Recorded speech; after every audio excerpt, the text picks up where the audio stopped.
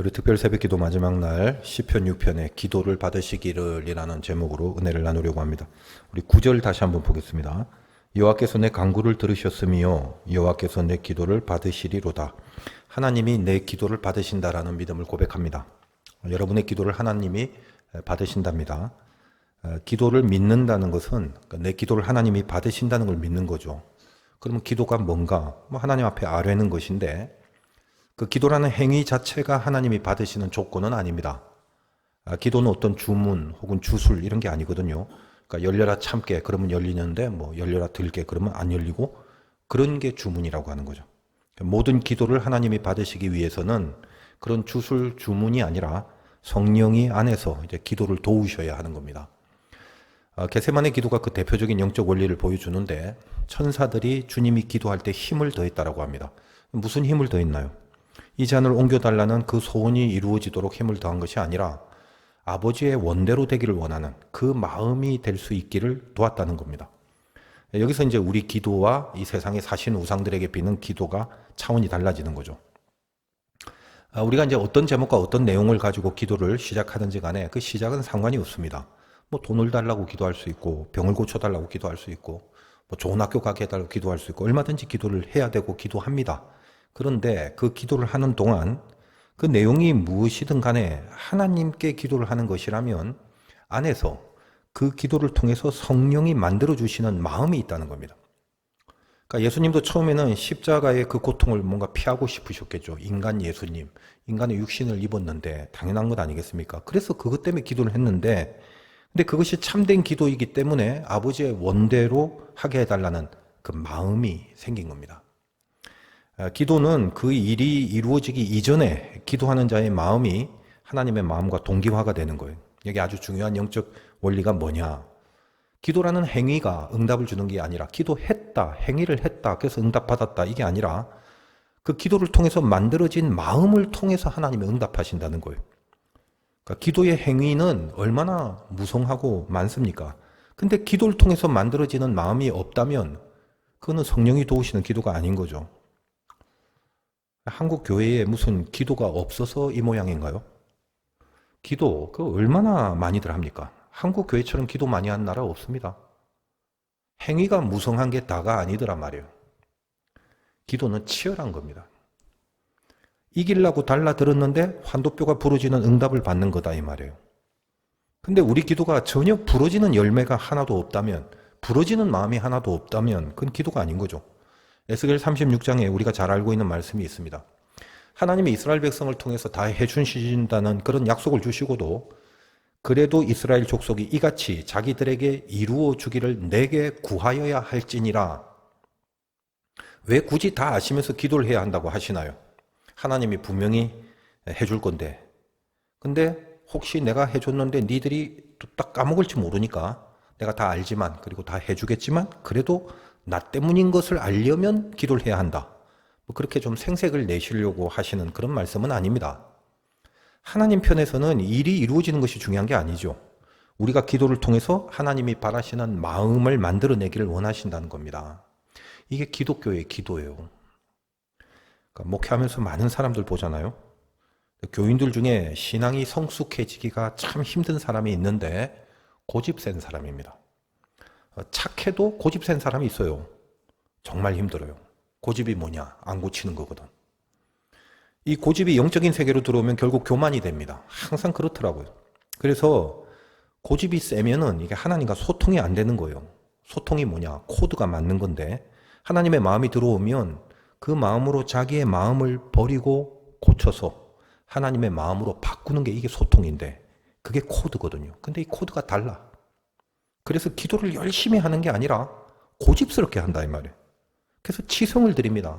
그러나 내가 부러질 목적은 없고 하나님을 부러뜨려 갖고 내가 원하는 걸 이루겠다는 거죠. 우상의 기도가 전형적인 그런 기도거든요. 여러분 사울과 다윗을 비교해 보면 사울 고집이 센 거예요. 왕이면서 나라 일은 안 하고 평생 다윗을 잡으러 다니는 그 일밖에 안 했습니다. 반드시 다윗을 잡아 죽여야 하는 거예요. 그걸 바꾸지 않습니다. 알다시피 다윗이 여러 번 역으로 사울을 죽일 기회가 있어도 안 죽이고 오히려 사울한테 나는 당신 죽일 마음 전혀 없다. 그러면서 칼로 이 사울의 옷을 벤 그 옷자락을 보여주면서 내가 이거 봐라 이렇게 너를 죽일 수 있는데 안 죽였지 않냐라고 그렇게 증명하지 않습니까? 또 그랬더니 그거 보고 알겠다고 하고 가서 돌아가고 그리고 다음날 또 잡으러 옵니다. 전쟁에서 약탈한 전리품들을 감추어 두고 그럼 전부 다 전멸해야 되는데 이거 하나님께 드리려고 했다고 거짓 변명하고 또 뭐 제사장이 오기도 전에 자기가 제사를 지내기도 하고 그러잖아요. 그런데 그 모든 방면에서 선지자를 통해서 하나님이 분명히 지적들을 해주셨고 그 지적이 들어가고 있는데도 받아들이지 않습니다.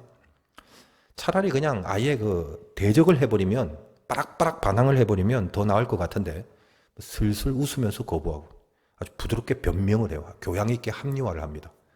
이거 하나님 드리려고 좋은 거 하나님 드리려고 지금 전쟁을 해야 되는데 일단 제사가 하나님 중요한 거 아니겠습니까? 그러니까 제사를 먼저 드리는 걸로 그러려고 했죠. 기타 등등.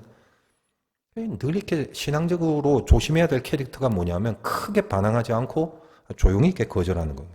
이건 뭐냐면 죽어도 못하겠다는 표현이 그거거든요. 웃으면서 부드럽게 거절하는 거예요. 차라리 씩씩거리는 사람들이 어떤 기회가 되면 돌이킬 확률이 더 높더라고요. 통계상 그래요. 고집이 뭐냐? 강한 자입니다. 강한 자. 긍정적 의미에서 강한 게 아니죠. 자기를 버리지 못하는 죄성입니다. 그러니까 변화가 좀 되더라도 지가 하고 싶은 것만 변화되는 거예요. 저 안에 깊은 뿌리가 변화되지 않거든요. 그래서 우리 신앙에 있어서 이 눈물이 있다는 게 참 중요합니다. 이 눈물로 비포와 애프터가 나누어지거든요. 여러분들이 경험이 있겠지만 예수 믿으면서 기도 중에 눈물 한 번 흘린 적이 없다면 그거 좀 점검해 봐야 되는 거예요. 다윗의 시편인데 다윗은 죄가 많았지만 고집이 세지 않았습니다. 이것이 사울과 비교되는 점이에요. 다윗 신앙의 가장 탁월한 점이 뭐냐? 신앙 안에 고집이 없었다라는 거예요. 지적이 들어오면 바로 받아들여요. 기도하자마자 자기를 꺾어버려요. 그래서 시편은 이게 눈물로 쓴 다윗의 고백이 참 많습니다. 정직한 영을 새롭게 해달라는 고백입니다. 옛날 거 그대로 고스란히 간수하고 안 바꿀 거예요가 아니라 정직한 영을 새롭게. 내가 다시 한번 정직해지겠다는 거예요. 새롭게. 어떤 지적이든 어떤 말씀이든 여기에 내가 반응하겠다는 거거든요. 기도의 눈물이 뭔가요? 왜 눈물이 나오죠? 제가 이제 교회 이제 애기들 보면 이제 가끔 제가 이제 안고 이렇게 있으면 좀 짓궂게 장난을 합니다. 또 엄마 아빠가 이제 보면 안 되니까 조용히 사무실 안으로 들어와서 울립니다. 그는 이뻐서 꼭 안고 있으면 잠시는 뭔지 몰라 가만히 있는데 답답하겠지. 그럼 이제 막 이렇게 뛰쳐나가려고 움직입니다. 그러면 꼭 안고 못 움직이게. 그러면 빠둥빠둥 하다가 결국은 어느 순간 얼굴이 찌푸러지더니 이제 으앙 하고 웁니다. 왜 우나요? 하고 싶은 대로 안 되니까. 그러니까 우는 거죠. 처음에 그냥 꼭 안고 있다고 해서 울지 않아요. 이제 그렇게 있다가 답답하니까 나가고 싶어져. 근데 이제 나가려고 버팅기고 이리저리 힘을 쓰다가 이건 내가 못한다. 그걸 느낀 거죠. 애기들도 다 자기 처지를 압니다. 그때 우는 거예요. 혹시 이제 여러분들도 믿음 안에서 기도를 하면서 그런 눈물이 복받치는 경험을 안 해보셨는지 모르겠습니다만 정말 잘하고 싶은데 안 되는 그런 자기를 보게 되는 겁니다. 그래서 하나님이 도와주시기를 간절히 바라게 되는 거예요. 처음부터 밑도 끝도 없이 간절함이 되는 게 아니라 잘하고 싶다라는 그 진심이 있는데 안 되는 거예요. 죄를 끊어버려야 되는데 안 됩니다. 그걸 더 이상 안 해야 하는데 안 되는 거예요.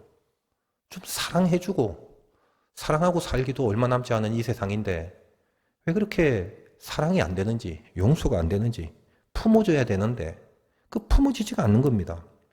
근데 정말 그렇게 잘하고 싶은데 하나님 앞에 간절히 그 마음이 생겨지는데 그 간절함이 더 간절해지고 그 하나님 앞에 붙들리고 싶은데 정말 그런데 너무너무 안 되는 거예요. 여기서 눈물이 흐르는 거예요. 하나님 나 좀 도와주세요. 그 복받침이 그 잘하고 싶은 복받침이 염원이 돼서 하나님을 간절히 붙드는 겁니다. 모든 기도의 눈물은 그런 의미에서 그 진정성이 드러나는 증거가 됩니다. 오늘 말씀 표현해 보면 밤마다 눈물로 침상을 띄우고 요를 적시는 이 다윗의 눈물이 여기서 우러나는 거죠. 1절을 한번 보겠습니다. 여호와여 주의 분노로 나를 책망하지 마시오며 주의 진노로 나를 징계하지 마옵소서. 하나님을 두려워합니다. 무슨 말이에요? 하나님 분노하시면 안 되는 걸 압니다. 그래서 그 하나님 앞에 하나님이 분노하지 않도록 너무 잘하고 싶다는 거예요. 그런데 2절과 3절 여호와여 내가 수척하여 사오니 내게 은혜를 베푸소서. 여호와여 나의 뼈가 떨리오니 나를 고치소서. 나의 영혼도 매우 떨리나이다. 여호와여 어느 때까지니까? 언제까지입니까? 자기는 뼈가 떨릴 정도로 병자라고 합니다. 이것이 뭐죠? 해도 안 되는 자기의 그 실존, 이 병약함을 이걸 고백하는 거예요. 언제까지 이렇게 살 수밖에 없습니까? 내가 할 수 없다는 것에 대한 깊은 통증을 느낍니다. 4절 여호와여 돌아와 나의 영혼을 건지시며 주의 사랑으로 나를 구원하소서. 그러므로 하나님의 도우심이 간절해집니다.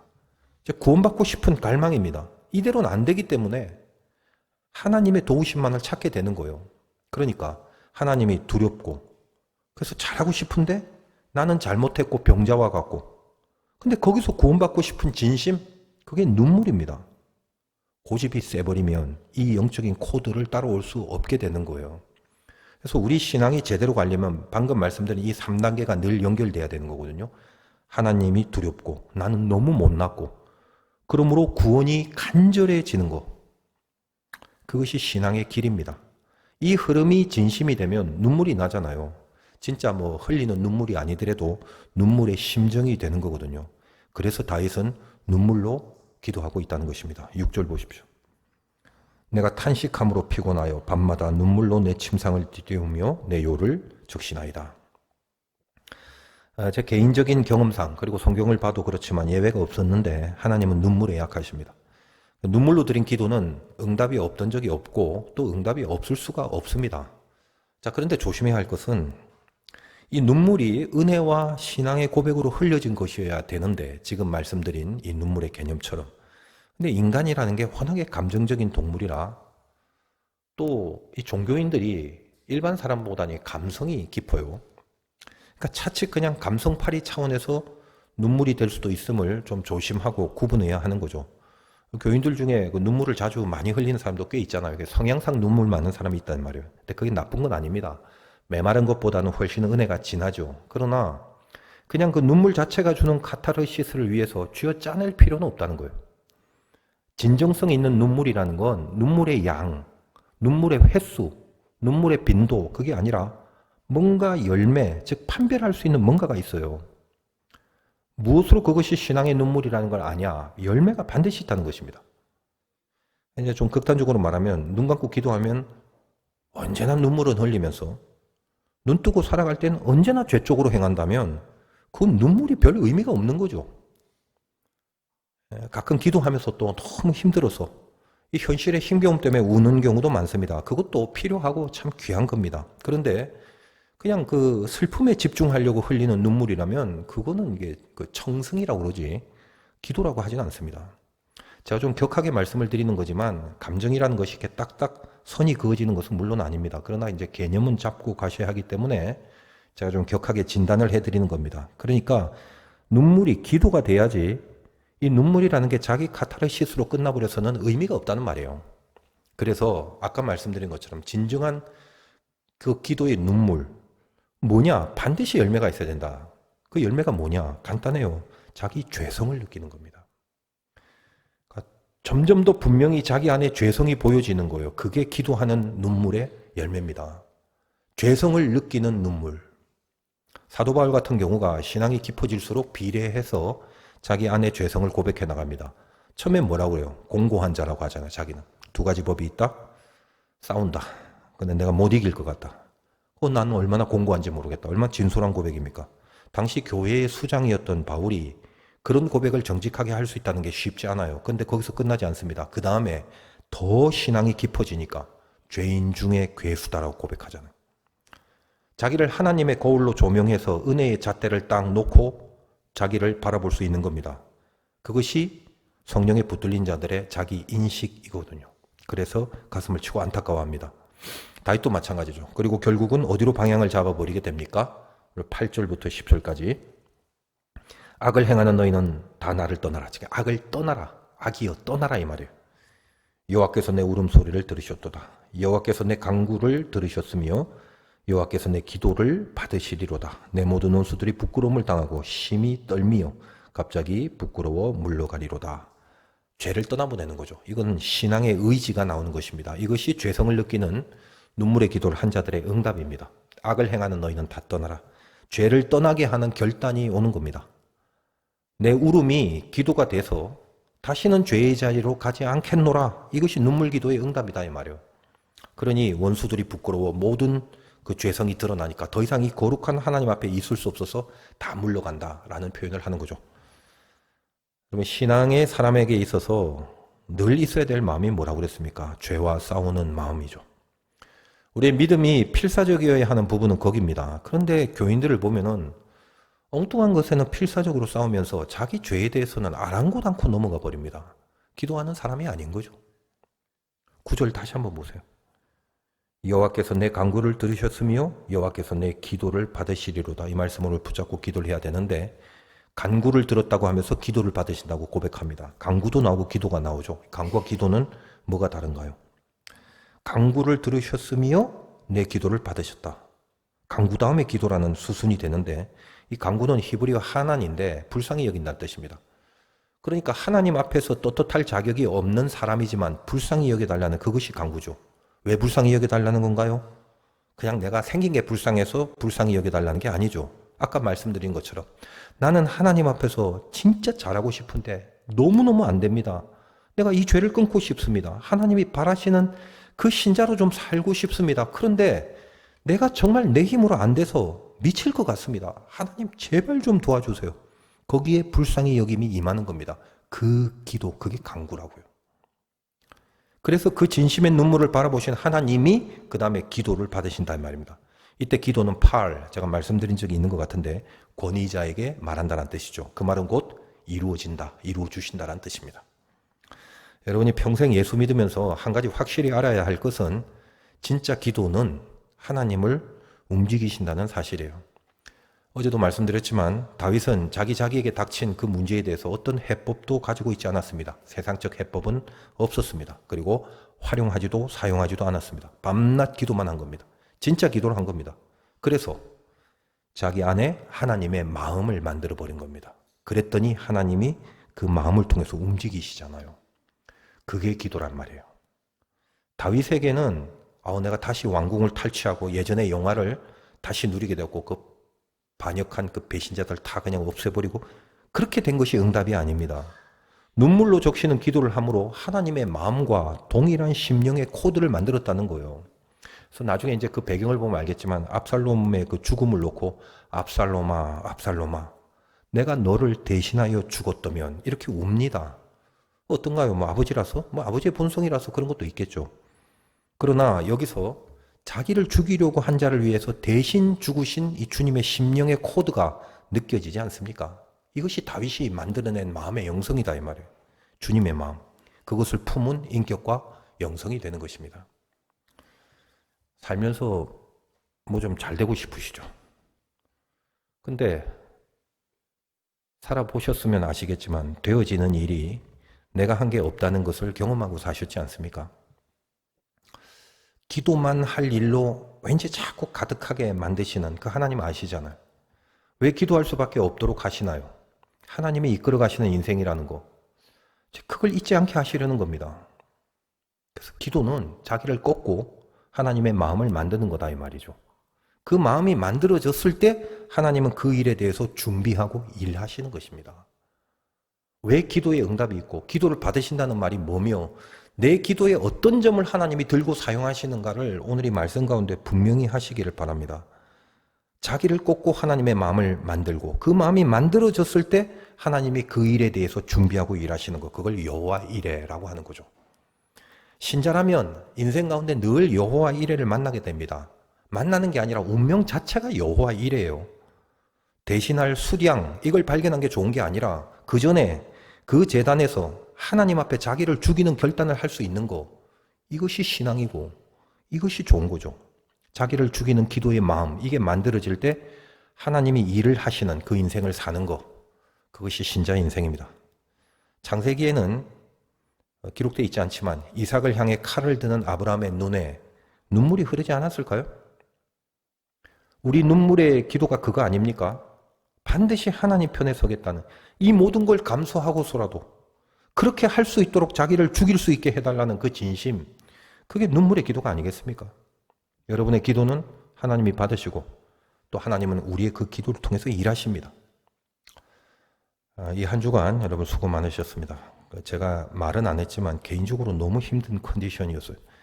여러분들 이제 편하게 앉아서 듣고만 계시니까 잘 모르실 수 있겠지만 감사한 것은 제가 이 특세 전날 주일 그때 감기가 걸리거든요. 일주일 내내 아무튼 설교만 끝나고 사무실에 가면 뭐 휴지를 한가득 다 사용해도 모자랄 정도로 기침과 콧물이 마구 나오는데 하나님이 설교 중에만 좀 괜찮게 해달라는 기도를 늘 했습니다. 들어보시면 알겠지만 제가 목소리가 좀 안 좋지만 그 설교를 할 수 있도록 하는 내내 기침이나 콧물이나 이런 거 없이 제 기도를 들어주신 하나님께 감사하고 주가 일하신다는 것을 이렇게라도 나타내 보이심이 너무 감사했습니다. 이제 마지막으로 여러분 두려워하지 마시고 불안해하지 마시고 믿음과 기도보다는 뭔가 죄나 세상을 택해야 할 것 같다라는 환경과 상황과 유혹과 공격이 있을 때 그 어리석은 불신들 다 버리시고 기도가 일하게 하시는 그 믿음의 삶 힘차게 살아내 주시기를 주님의 이름으로 축원드립니다.